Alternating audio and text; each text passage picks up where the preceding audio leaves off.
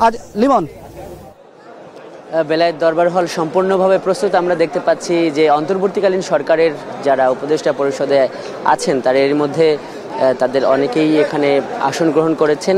তারা সবাই প্রধান উপদেষ্টার অপেক্ষায় আছেন। এখানে জানেন যে আমন্ত্রণ পেয়েছে এই উপদেষ্টা পরিষদে যারা আছেন তাদের পরিবারবর্গরা, যেমন রয়েছেন সাংবাদিকরা রয়েছে, নেতৃত্বরা রয়েছেন, রয়েছে সরকারের ঊর্ধ্বতন এবং সামরিক বাহিনীর ঊর্ধ্বতন কর্মকর্তারা। তারা কিন্তু সবাই এখানে এসে পড়েছেন। এবং আপনাকে যদি এখানকার ক্রমটা যদি বলি যে একদম রাষ্ট্রপতির বসার জায়গা করা হয়েছে এই দরবার হলের সামনের যে মঞ্চ, সেখানে রাষ্ট্রপতির চেয়ার রাখা হয়েছে। একদম দরবার হলের মাঝে আমরা দেখতে পাচ্ছি যে প্রধান উপদেষ্টার আসনটি এখানে সংরক্ষণ করা হয়েছে। এবং যদি বলি যে তার ডান পাশেই 3 বাহিনী প্রধান রয়েছে এবং বাম পাশে উপদেষ্টা পরিষদের সদস্যদের আসন সংরক্ষণ করা হয়েছে। এবং 3 বাহিনী প্রধানের পরে আমরা দেখছি যে রাজনৈতিক দলগুলোর সদস্য, রাজনৈতিক দলের নেতারা অবস্থান নিয়েছেন। যেমন 3 বাহিনীর পরের আছে বিএনপির মহাসচিব মির্জা ফখরুল ইসলামের আসন, তার পাশে রয়েছে জামাতে ইসলামীর আমির ডাক্তার শফিকুর রহমানের আসন।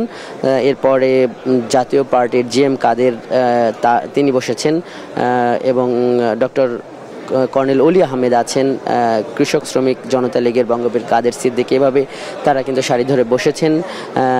এবং সামনের সারিতে আরও দেখছি আমরা আসম আব্দুর রবকে, জাতীয় সমাজতান্ত্রিক দলের সভাপতি, এবং বিজেপি আন্দালিব রহমান পার্থকে। এবং ডক্টর মোহাম্মদ ইউনূসের পাশে তার পরিবারের একজন সদস্যের আসন রাখা হয়েছে। এবং উপদেষ্টা পরিষদ বা ডক্টর মোহাম্মদ ইউনূসের বা প্রধান উপদেষ্টার পাশেই কিন্তু এই ছাত্রদের যারা শীর্ষ সমন্বয়ক ছিলেন তাদের কিন্তু আসন এখানে রাখা হয়েছে। আমরা দেখছি যে পুরো দরবার হল এখন একটা মিলন মেলায় পরিণত হয়েছে এবং এখানে যারাই আমন্ত্রিত অতিথি আছেন তারা কিন্তু এখানে আসন গ্রহণ করেছেন। আমি এর আগে এখানে যারা আমন্ত্রিত অতিথি তাদের কাছে নতুন সরকারের কাছে প্রত্যাশা কি এটি জানতে চেয়েছিলাম এবং আমি কথা বলেছিলাম এখানে যিনি একজন উপদেষ্টা হিসেবে দায়িত্ব পালন করবেন ডক্টর পরিবেশবাদী, ওনার সঙ্গে সৈয়দ রিজওয়ানা হাসান, তো ওনার সঙ্গে আমার কথা হয়েছে। তো তারা উনি যেটি বলেছেন যে এই একটা সাম্যের বাংলাদেশ, এই শিক্ষার্থীরা যেটি চাইছে সেই তাদের স্বপ্নের বাংলাদেশ গড়াই তাদের প্রধান লক্ষ্য হবে। অনেকগুলো চ্যালেঞ্জ রয়েছে, তারা কিন্তু এই কথাগুলো বলেছেন। তো রাজনৈতিক নেতৃবৃন্দরাও বড় দাগে তারা বলেছেন যে এই সরকারের সামনে অর্থনৈতিক, সামাজিক এবং রাজনৈতিক সব দিক থেকে নানা ধরনের চ্যালেঞ্জ আছে। এই চ্যালেঞ্জগুলো উত্তরণ ঘটিয়ে তারা একটি সুষ্ঠু নির্বাচন দেবেন দ্রুত সময়ের মধ্যে। রাজনৈতিক নেতৃবৃন্দ কিন্তু এই ধরনের প্রত্যাশা ব্যক্ত করেছেন। জানিয়ে রাখি যে দেখছেন যে বৈষম্য বিরোধী ছাত্র আন্দোলনের যারা সমন্বয়ক রয়েছেন তারা কিন্তু এরই মধ্যে এখানে এসেছেন। আমরা এখানে হাসনাত আবদুল্লাহকে দেখছি, আমরা এখানে নাহিদ ইসলামকে দেখছি এবং যারাই এই আন্দোলনকে এগিয়ে নিতে সবচেয়ে বেশি ভূমিকা পালন করেছেন তারা কিন্তু এরই মধ্যে এখানে এসেছেন এবং তারা একদম এই উপদেষ্টাদের কাছাকাছি বসেছেন। এই মুহূর্তে আমরা এখানে উপদেষ্টা পরিষদের একটা বৈচিত্র্য দেখছি। এখানে যেমন পরিচিত অনেক মুখ রয়েছে, সেইভাবে এমন অনেকে আছেন যে যেমন আমরা এখানে দেখছি যে বাংলাদেশ ব্যাংকের সাবেক গভর্নর সালেউদ্দিন আহমেদ, উনিও এখানে এসেছেন। ঢাকা বিশ্ববিদ্যালয়ের আইন বিভাগের অধ্যাপক ডক্টর আসিফ নজরুল, যিনি এই আন্দোলনেও একটা বড় ভূমিকা পালন করেছেন অভিভাবকের মতো, উনি এখন এখানে এসে পৌঁছাননি কিন্তু শিগগিরই আসবেন। মানবাধিকার কর্মী আদিলুর রহমান খান, তিনি এই তালিকায় আছেন। হাসান আরিফ, উনি সাবেক তত্ত্বাবধায়ক সরকারের একজন উপদেষ্টা। সাবেক পররাষ্ট্র সচিব তৌহিদ হাসান, তিনিও এখানে পৌঁছে গেছেন। এবং সৈয়দ রিজওয়ানা হাসান, তাকে আমরা এখানে ছাত্র প্রতিনিধি হিসাবে এই উপদেষ্টা পরিষদে কিন্তু দুইজন সমন্বয়ক এখানে জায়গা পেয়েছেন। একজন আছেন হলো নাহিদ ইসলাম, যিনি প্রধান সমন্বয়কের দায়িত্ব পালন করেছেন,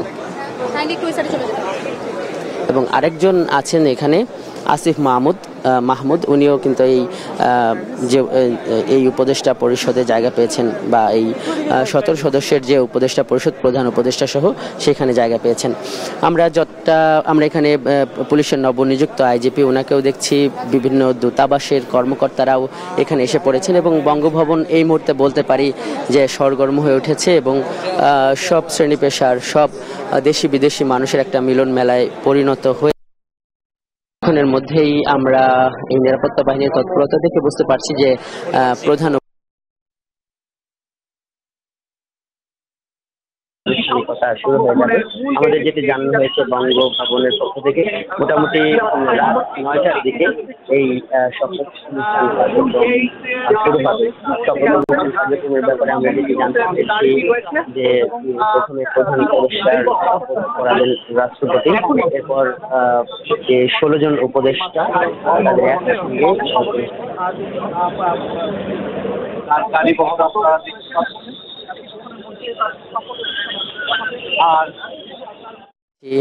যে প্রথমে প্রধান উপদেষ্টার শপথ পড়াবেন রাষ্ট্রপতি, এরপর যে 16 জন উপদেষ্টা তাদের একসঙ্গে তিনি শপথ পড়াবেন।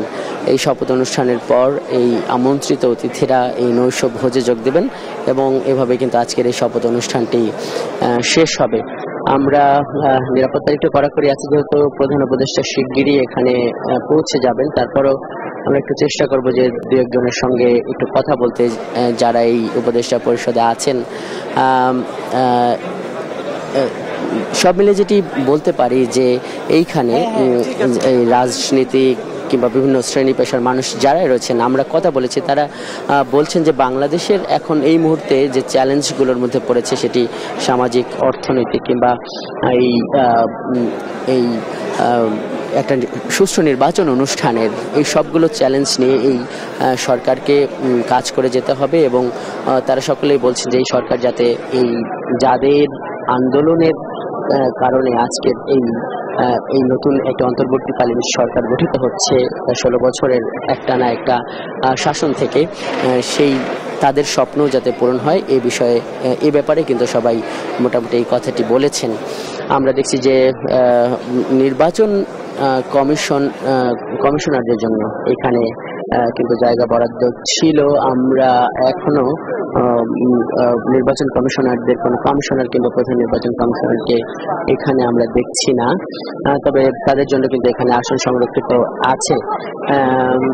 এবং আমরা যেটা দেখছি যে এই বঙ্গভবনের দরবার হলে বলা যায় যে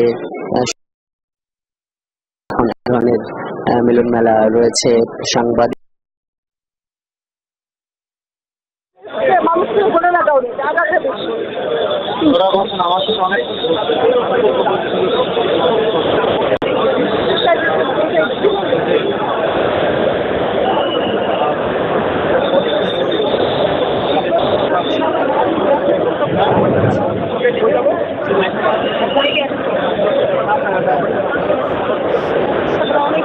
প্রধান উপদেষ্টা সহ 17 জন সদস্যের তালিকা আমাদের হাতে এসেছে। দর্শক, সেই তালিকাগুলো যদি আপনাদেরকে জানাই, সেটি হলো যে আমরা দেখছি যে প্রধান উপদেষ্টার দায়িত্ব পালন করছেন যিনি কিছুক্ষণ পর শপথ নেবেন, ডক্টর মোহাম্মদ ইউনূস। উনি একজন অর্থনীতিবিদ এবং সামাজিক ব্যবসার জন্য বিশ্বব্যাপী পরিচিত এবং খুব জনপ্রিয়। এরপর আমরা দেখছি যে বাংলাদেশ ব্যাংকের সাবেক গভর্নর সালেউদ্দিন আহমেদ, উনি এই উপদেষ্টা হিসেবে এখানে দায়িত্ব পালন করবেন। ঢাকা বিশ্ববিদ্যালয়ের আইন বিভাগের অধ্যাপক ডক্টর আসিফ নজরুল, উনি উপদেষ্টা পরিষদে আছেন। মানবাধিকার কর্মী আদিলুর রহমান খান, উনিও আছেন। হাসান আরিফ, যিনি সাবেক তত্ত্বাবধায়ক সরকারের উপদেষ্টা এবং উনি অ্যাটর্নি জেনারেলের দায়িত্ব পালন করেছেন এক সময়, উনি এই উপদেষ্টা হিসেবে থাকবেন এই সরকারের। সাবেক পররাষ্ট্র সচিব তৌহিদ হোসেন, উনি এই নতুন যে অন্তর্বর্তীকালীন সরকার সেখানে উনি উপদেষ্টা হিসেবে দায়িত্ব পালন করবেন। সৈয়দ রিজওয়ান হাসান, বাংলাদেশ পরিবেশ আইনবিদ সমিতি বেলার প্রধান নির্বাহী সমাজকর্মী, উনি এখানে উপদেষ্টা হিসেবে দায়িত্ব পালন করবেন নতুন সরকারে। ছাত্রদের আমরা 2 জন প্রতিনিধি এখানে দেখছি। নাহিদ ইসলাম, এই বৈষম্য বিরোধী ছাত্র আন্দোলনের একদম শীর্ষ সমন্বয়ক হিসেবে যিনি ভূমিকা রেখেছেন, তিনি এই উপদেষ্টা পরিষদে আছেন। আসিফ মাহমুদ, উনি আরেকজন সমন্বয়ক। এই দুইজন ছাত্র প্রতিনিধি দেখছি আমরা নতুন এই উপদেষ্টা পরিষদে। সাবেক নির্বাচন commissioner brigadier general M Shakhawat Hossain, উনি এই উপদেষ্টা পরিষদে আছেন। সাবেক রাষ্ট্রদূত ও চট্টগ্রাম উন্নয়ন বোর্ডের চেয়ারম্যান সুপ্রদীপ চাকমা, উনিও এই উপদেষ্টা পরিষদে আছেন। এছাড়া বুদ্ধিজীবী ফরহাদ মজহারের সহধর্মিণী এবং উন্নয়ন কর্মী ফরিদা আখতার এবং আফম খালিদ হাসান, উনি আছেন। আফম খালিদ হাসান ধর্মীয় নেতা হিসেবে পরিচিত, হেফাজত ইসলামের উনি নায়েবে আমির ছিলেন এবং চরমোনাই নামে যে একটি দল রয়েছে সেই দলের উনি একটি দায়িত্বে আছেন, উনি এই উপদেষ্টা পরিষদের জায়গা পেয়েছেন। এছাড়া নূরজাহান বেগম এবং ব্রতির নির্বাহী পরিচালক শারমিন মুর্শিদ এবং ফারুকি আজম এই নতুন অন্তর্বর্তীকালীন সরকারের উপদেষ্টা পরিষদে দায়িত্ব পেয়েছেন। মোটামুটি সব ধরনের প্রস্তুতি শেষ। আমন্ত্রিত অতিথিরাও এরই মধ্যে এখানে এসে পড়েছেন রাষ্ট্রদূতরা, এসে পড়েছেন আমন্ত্রিত রাজনীতিকরা এবং এখানে আসন গ্রহণ করছেন। আমরা দেখতে পাচ্ছি যে উপদেষ্টা পরিষদের সদস্যরা এবং উপদেষ্টা পরিষদের যারা পরিবারবর্গ উপদেষ্টাগণের, তারাও এখানে দায়িত্ব নিয়েছেন এবং বৈষম্য বিরোধী ছাত্র আন্দোলনের শীর্ষ নেতারাও এখানে আসন গ্রহণ করেছেন। কিছুক্ষণের মধ্যেই নিরাপত্তা বাহিনী আমাদেরকে জানাচ্ছে যে কিছুক্ষণের মধ্যে এখানে প্রধান উপদেষ্টা কিছুক্ষণের মধ্যে এখানে এসে পৌঁছবেন এবং এরপরে কিন্তু শপথ অনুষ্ঠানের আনুষ্ঠানিকতা শুরু হবে। জানিয়ে রাখি যে এইখানে আমরা যেটি দেখতে পাচ্ছি যে বঙ্গভবনের দরবার হলে সবার সামনে রাষ্ট্রপতির যে মঞ্চটি করা হয়েছে সেখানে রাষ্ট্রপতির একটি চেয়ার রাখা হয়েছে এবং তার সামনে অতিথিদের আসন রাখা হয়েছে। শুরুতে আছে অন্তর্বর্তীকালীন সরকারের যারা উপদেষ্টা হিসেবে দায়িত্ব পালন করবেন তাদের আসন। মাঝখানে আছেন প্রধান উপদেষ্টার আসন এবং তার বাম পাশে মূলত এই উপদেষ্টাগণ বসবেন, একই সঙ্গে বসবেন ছাত্র প্রতিনিধিরা। ডান পাশে আমরা দেখছি যে তার 3 বাহিনীর প্রধান থাকবেন এবং এর পরপর করে কিন্তু রাজনৈতিক নেতৃবৃন্দ থাকবেন। রাজনৈতিক নেতৃবৃন্দের মধ্যে সবার সামনের সারিতে আমরা দেখছি বিএনপির মহাসচিব, তারপরে দেখছি জামাতে ইসলামীর আমির, এরপরে আমরা দেখছি জাতীয় পার্টির চেয়ারম্যান জেএম কাদের, তাকে দেখছি ডক্টর কর্নেল অলি আহমেদ, তারপরে উনি রয়েছেন কৃষক শ্রমিক জনতা লীগের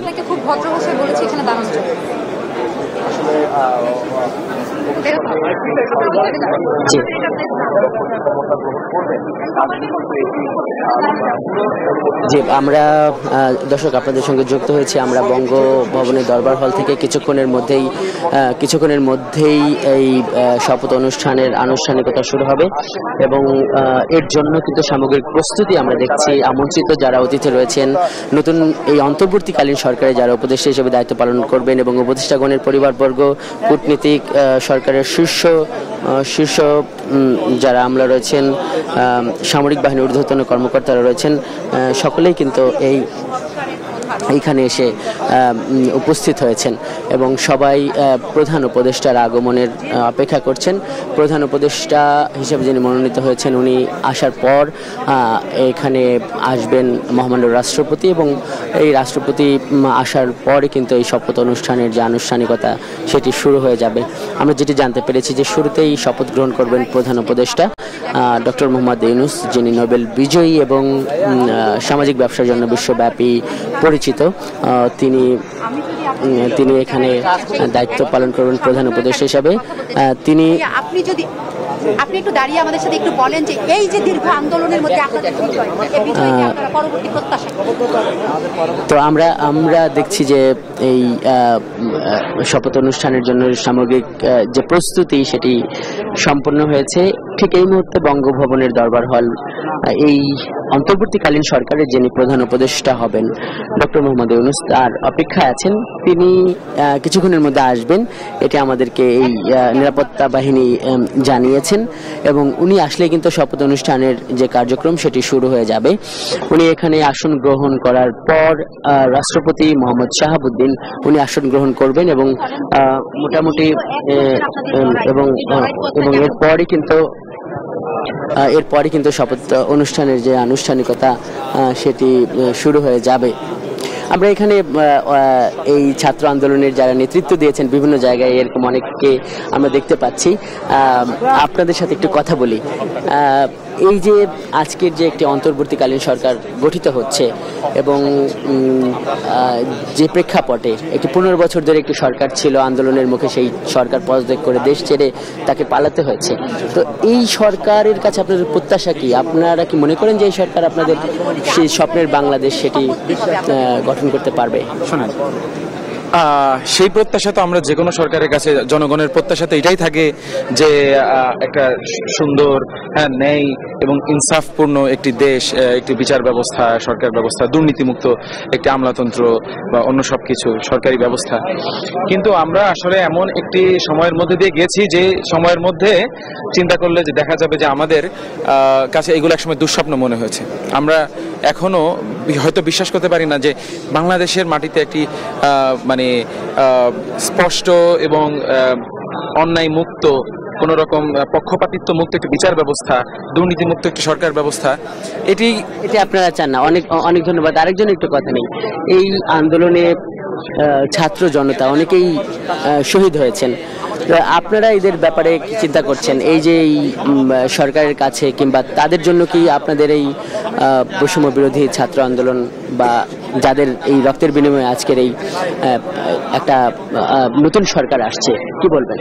দেখুন, আমরা কিন্তু শুরু থেকে বলেছি যে আমাদের এই যুগ থেকে এমন শান্তিপূর্ণ প্রোগ্রাম করতে গিয়ে যারা শহীদ হয়েছে তাদের পরিবারকে সরকারিভাবে তাদের আর্থিক ক্ষতিপূরণ দিতে হবে এবং পরিবার থেকে সরকারি চাকরি দিতে হবে। যারা অঙ্গহানি হয়েছে, চোখ নষ্ট হয়েছে, তাদেরকেও আমরা সরকারিভাবে তাদেরকে দেখভাল করা হবে।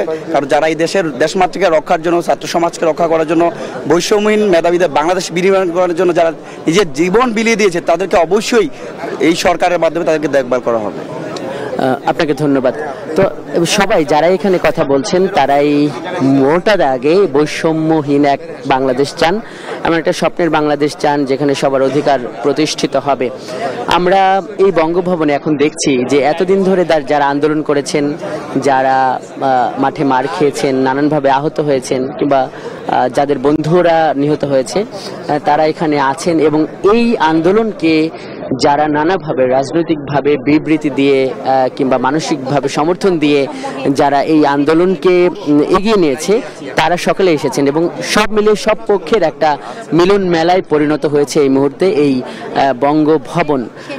এবং দর্শক জানাতে পারি যে আর কিছুক্ষণের মধ্যেই অন্তর্বর্তীকালীন এই সরকারের শপথ অনুষ্ঠান হবে, এবং এরই মধ্যে আমরা 17 সদস্যের উপদেষ্টা পরিষদের নামের তালিকা হাতে পেয়েছি, এবং যেটি আমরা দেখেছি যে এর শীর্ষে রয়েছেন প্রধান উপদেষ্টা হিসেবে ডক্টর মোহাম্মদ ইউনূস, এবং এরপরে 16 জন যে উপদেষ্টা রয়েছেন তারা কিন্তু বিভিন্ন শ্রেণী পেশার প্রতিনিধিত্ব করছেন। যেমন এখানে রয়েছেন ঢাকা বিশ্ববিদ্যালয়ের আইন বিভাগের শিক্ষক ডক্টর আসিফ নজরুল, এবং এখানে আছেন বাংলাদেশ ব্যাংকের সাবেক গভর্নর সালেউদ্দিন আহমেদ, এখানে আছেন মানবাধিকার কর্মী আদিলুর রহমান খান, সাবেক তত্ত্বাবধায়ক সরকারের উপদেষ্টা এবং সাবেক অ্যাটর্নি জেনারেলের দায়িত্ব পালন করেছেন হাসান আরিফ, এবং সাবেক পররাষ্ট্র সচিব তৌহিদ হাসান, উনিও এই উপদেষ্টা পরিষদে আছেন। বাংলাদেশ পরিবেশ আইনবিদ সমিতি বেলার প্রধান নির্বাহী সৈয়দা রিজন হাসান আছেন। ছাত্রদের 2 জন প্রতিনিধি এখানে আছেন, এই বৈষম্য বিরোধী ছাত্র আন্দোলনের যিনি শীর্ষ নেতা নাহিদ ইসলাম উনি আছেন, এবং আসিফ মাহমুদ। এই 2 জন ছাত্রকে আমরা এই অন্তর্বর্তীকালীন সরকারে দেখছি, এবং আরও দেখছি যে সাবেক নির্বাচন commissioner brigadier general M Shakhawat Hossain, উনি ওই উপদেষ্টা পরিষদে আছেন। সাবেক রাষ্ট্রদূত চট্টগ্রাম উন্নয়ন বোর্ডের চেয়ারম্যান সুপ্রদীপ চাকমা, এবং উন্নয়ন কর্মী এবং বুদ্ধিজীবী ফরহাদ মজহারে এই দলেরও নেতা খালিদ হাসান, চিকিৎসক বিধান রঞ্জন রায়, ব্রতি নামে যে বেসরকারি উন্নয়ন সংস্থা আছে তার নির্বাহী পরিচালক শারমিন মুর্শিদ উনি উপদেষ্টা পরিষদে আছেন, এবং ফারুক আজম। এই 16 জন উপদেষ্টা এবং একজন প্রধান উপদেষ্টার তালিকা আমরা হাতে পেয়েছি, এবং আমরা পরিষদে আছেন নূরজাহান বেগম আছেন, উপস্থিত হয়েছেন এবং এখানে আসন গ্রহণ করেছেন।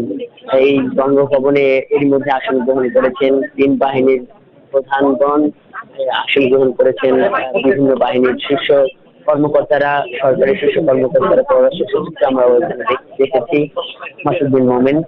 এছাড়া আমরা এখানে দেখছি বিভিন্ন রাজনৈতিক দলের নেতৃবৃন্দ।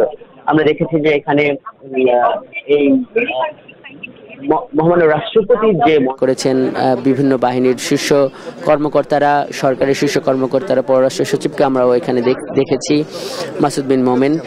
এছাড়া আমরা এখানে দেখছি বিভিন্ন রাজনৈতিক দলের নেতৃবৃন্দ। আমরা দেখেছি যে এখানে এই মহামান্য রাষ্ট্রপতির যে মঞ্চ, সেখানে এই উপস্থিত সমবেত অতিথিদের দিকে মুখ করে উনি বসবেন, এবং ওনার বাম পাশে থাকবে রাষ্ট্রপতির পতাকা এবং ডান পাশে বাংলাদেশের পতাকা, এবং ওনার একদম সামনাসামনি মাঝের দিকে রাখা হয়েছে প্রধান উপদেষ্টার চেয়ার, এবং সেই আসনের বাম পাশে উপদেষ্টা পরিষদে যারা রয়েছেন তাদের আসন দেওয়া হয়েছে, এবং ডান পাশে 3 বাহিনী প্রধানগণ রয়েছেন এবং রাজনৈতিক নেতৃবৃন্দরা রয়েছেন। এরা সবার সামনে রয়েছেন, এবং পেছনে আমরা দেখছি যে বিভিন্ন দেশের কূটনীতিক এবং বাহিনীর কিংবা সরকারের শীর্ষ কর্মকর্তাদের আমরা এখানে দেখছি। নির্বাচন কমিশনের যারা কমিশনার এবং প্রধান নির্বাচন কমিশনার, তাদের জন্য এখানে আসন সংরক্ষিত আছে। এছাড়া আমরা দেখছি যে উপদেষ্টা পরিষদে যারা জায়গা পেয়েছেন সেই উপদেষ্টাগণের পরিবারের সদস্যরা এই শপথ অনুষ্ঠানে আছেন। এছাড়া এই বৈষম্য বিরোধী ছাত্র আন্দোলনের বিভিন্ন পর্যায়ে যারা নেতৃত্ব দিয়েছেন তারাও এই শপথ অনুষ্ঠানে আছেন।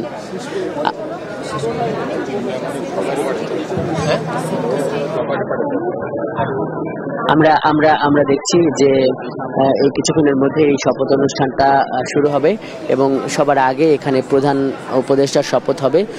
রাষ্ট্রপতি মোহাম্মদ শাহাবুদ্দিন উনি এই প্রধান উপদেষ্টাকে শপথ পড়াবেন। এরপরে যে 16 জন উপদেষ্টা তারা একসঙ্গে শপথ পড়বেন, এবং সেই শপথ অনুষ্ঠানও পরিচালনা করবেন রাষ্ট্রপতি। আমরা দেখছি যে এই পুরো দরবার হল মূলত এই প্রধান উপদেষ্টার, অন্তর্বর্তীকালীন সরকারের প্রধান উপদেষ্টা এবং রাষ্ট্রপতির আগমনের অপেক্ষায় আছেন।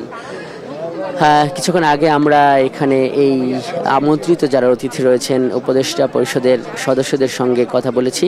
বড় দাগে তারা যে কয়টি বিষয়ে কথা বলেছেন, তারা এটি বলেছেন যে যেই স্বপ্নের বাংলাদেশের জন্য শিক্ষার্থীরা আন্দোলন করেছেন, এই সরকারের প্রধান দায়িত্ব হবে সেটিকে সামনে রেখেই তার সব কিছু বাস্তবায়ন করা, রাষ্ট্রের সংস্কার করা এবং প্রতিটি খাতকে এগিয়ে নেওয়া, এবং একই সঙ্গে বড় দাগে যেই চ্যালেঞ্জগুলোর কথা সবাই বলেছেন সেটি হলো যে অর্থনৈতিক একটা চ্যালেঞ্জ রয়েছে, রাজনৈতিক অস্থিরতা বা সারা বাংলাদেশ আইন শৃঙ্খলা পরিস্থিতির যে একটা সংকট রয়েছে, সেগুলোর সমাধান সবার আগে করতে হবে এই নতুন সরকারকে। এছাড়া একটা সুষ্ঠু অবাধ নির্বাচন অনুষ্ঠান, এটি এই পরিবেশগত দিকগুলোর উন্নতি করে এটি যাতে খুব দ্রুতই অনুষ্ঠান করেন, এ ব্যাপারেও এখানে উপস্থিত যারা রাজনৈতিক নেতৃবৃন্দ রয়েছেন তারা কিন্তু এ ব্যাপারে কথা বলেছেন। দর্শক যারা ঠিক এই মুহূর্তে আমাদের সঙ্গে যুক্ত হয়েছেন তাদের জানাচ্ছি যে বঙ্গভবন থেকে আমরা সম্প্রচার করছি, এবং বঙ্গভবনে এই নতুন যে অন্তর্বর্তীকালীন সরকার সেটির শপথ গ্রহণ অনুষ্ঠান আর কিছুক্ষণের মধ্যেই শুরু হবে। এখানে সবকিছুই প্রস্তুত, আমন্ত্রিত অতিথিরাও এসে পড়েছেন, প্রধান উপদেষ্টাও কিছুক্ষণের মধ্যে আসবেন, এবং এরপর মহামান্য রাষ্ট্রপতি এখানে প্রবেশ করলেই শপথ অনুষ্ঠানের কার্যক্রম কিন্তু শুরু হয়ে যাবে।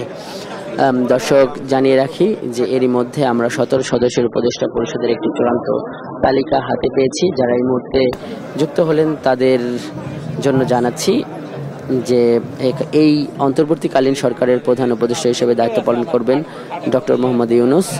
উপদেষ্টা হিসেবে 16 জনের নামের তালিকা আমরা হাতে পেয়েছি।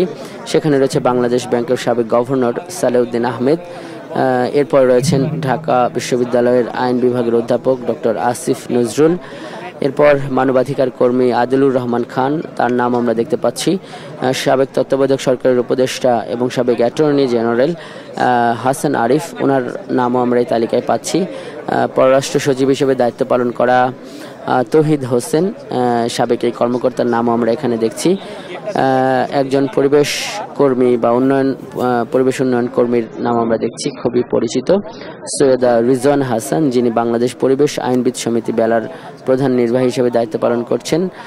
ছাত্রদের 2 জন প্রতিনিধি আমরা দেখছি, একজন বৈষম্য বিরোধী ছাত্র আন্দোলনের প্রধান সমন্বয়ক নাহিদ ইসলাম এবং আরেকজন আসিফ মাহমুদকে আমরা দেখছি এই উপদেষ্টা পরিষদের দায়িত্ব পালন করবেন। তারাও এই উপদেষ্টা পরিষদে অন্তর্ভুক্ত হয়েছেন, কিছুক্ষণ পর শপথ নেবেন। এছাড়া সাবেক নির্বাচন commissioner brigadier general M Sakhawat হোসেনের নাম আমরা দেখছি। সাবেক রাষ্ট্রদূত ও চট্টগ্রাম উন্নয়ন বোর্ডের চেয়ারম্যান সুপ্রদীপ চাকমা, ওনার নাম আমরা দেখছি। উন্নয়ন কর্মী এবং বুদ্ধিজীবী ফরহাদ মজাহরের সহধর্মিণী ফরিদা আখতার, উনিও উপদেষ্টা হিসেবে দায়িত্ব পালন করবেন এবং এই কারণে উনি কিছুক্ষণ পরই শপথ নেবেন। চিকিৎসক বিধান রঞ্জন রায়, যিনি জাতীয় মানসিক স্বাস্থ্য ইনস্টিটিউটের পরিচালক হিসেবে দায়িত্ব পালন করেছেন, উনিও এই উপদেষ্টা পরিষদে আছেন। এবং আফমা খালিদ হাসান, যিনি হেফাজতে ইসলাম নামে যে একটি ইসলামিক প্ল্যাটফর্ম রয়েছে সেখানে নায়েবে আমির হিসাবে আছেন বা ছিলেন, এবং চরমোনাই নামে যে দলটি রয়েছে সেই দলের ওনার একটা পদবি আছে। নূরজাহান বেগম আমরা দেখছি, এবং একটি বেসরকারি সংস্থা ব্রতির নির্বাহী পরিচালক শারমিন মুর্শিদ, ওনার নাম আমরা এখানে দেখছি। এছাড়া ফারুকি আজম নামে আরেকজনের নাম আমরা দেখছি। দর্শক, জানিয়ে রাখি যে এই শপথ অনুষ্ঠানের কার্যক্রম আর কিছুক্ষণের মধ্যেই শুরু হবে। এর জন্য বঙ্গভবনে যাবতীয় প্রস্তুতি সম্পন্ন হয়ে গেছে। আমরা দেখছি যে সমস্ত শ্রেণী পেশার মানুষ এই শপথ অনুষ্ঠানের সাক্ষী হতে এই বঙ্গভবনে আমন্ত্রণ পেয়ে উপস্থিত হয়েছেন। এবং এইখানে যেমন ছাত্ররা রয়েছেন, এছাড়া রয়েছেন শিক্ষকরা, কূটনীতিকরা রয়েছেন এবং রাজনৈতিক নেতৃবৃন্দরা তো রয়েছেনই, এছাড়া সরকারের এবং সামরিক বাহিনীর ঊর্ধ্বতন কর্মকর্তারাও এখানে রয়েছেন। যদি ক্রমটা বলি যে মহামান্য রাষ্ট্রপতি এখানে এই শপথ পড়াবেন এই নতুন সরকারের কর্মকর্তাদের, উপদেষ্টা এবং প্রধান উপদেষ্টাদের, এবং সেই কারণে এই মঞ্চে দেখছি যে প্রধান রাষ্ট্রপতির চেয়ারটি এখানে আছে এবং তার ঠিক সামনাসামনি এই দর্শক সারির একদম প্রথমে শুরুতে মাঝামাঝিতে আছেন প্রধান উপদেষ্টার জন্য সংরক্ষিত আসনটি, এবং এর বাম পাশের এই প্রধান উপদেষ্টার পারিবারিক একজন সদস্যের জন্য এখানে আসন সংরক্ষণ করে রাখা হয়েছে। এরপরে আমরা দেখছি তার বাম পাশে উপদেষ্টা পরিষদের যারা সদস্য, নবনিযুক্ত উপদেষ্টা পরিষদের যারা উপদেষ্টা হবেন তাদের আসনগুলো এখানে সংরক্ষিত আছে। প্রধান উপদেষ্টার ডান পাশে আছে 3 বাহিনী প্রধানের জন্য সংরক্ষিত আসন, এবং এরপরই কিন্তু আছে এই বিভিন্ন রাজনৈতিক দলের নেতৃবৃন্দ। আমরা দেখেছি যে বিএনপির মহাসচিব মির্জা ফখরুল ইসলাম আলমগীর, ওনার আসনটি আছে এই 3 বাহিনীর আসনের পরই। এরপরে আছে জামায়াতে ইসলামীর আমির ডক্টর শফিকুর রহমানের আসন। এরপর আমরা দেখতে পাচ্ছি যে জাতীয় পার্টির চেয়ারম্যান জিএম কাদেরের আসন আছে। ডক্টর কর্নেল অলি আহমেদ, ওনার আসনটি এর পরেই আমরা দেখেছি বঙ্গবীর কাদের সিদ্দিকী, যিনি কৃষক শ্রমিক জনতা লীগের সভাপতি, ওনার আসনটাও একদম সামনের সারিতে আছে। মাহমুদুর রহমান মান্নার নাগরিক ঐক্যের, উনিও সামনে আছেন। আসম আব্দুর রব, ওনার জন্য এখানে আসন সংরক্ষণ করে রাখা হয়েছে। আন্দালিব রহমান পার্থ, উনিও সামনের সারিতে আছেন। তো